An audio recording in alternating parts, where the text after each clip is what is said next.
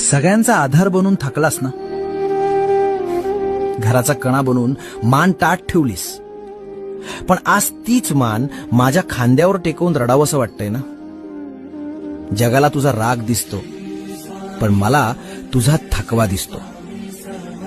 तू कधीच कोणासमोर हात पसरले नाहीस. स्वतःच्या इच्छा मारून तू दुसऱ्यांची स्वप्न पूर्ण केलीस. पण तुझ्यासाठी कोण रे? तुला कोणी विचारलं दमलास का? नाही ना. तुझ्या या दगडासारख्या दिसणाऱ्या शरीराच्या आत एक लहान मूल दडलंय, जे खूप एकटंय. आज तो मुखवटा काढून टाक. खंबीर माणसालाही रडण्याचा अधिकार आहे.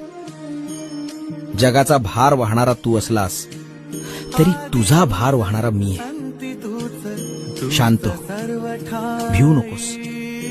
मी तुझ्या पाठीशी आहे.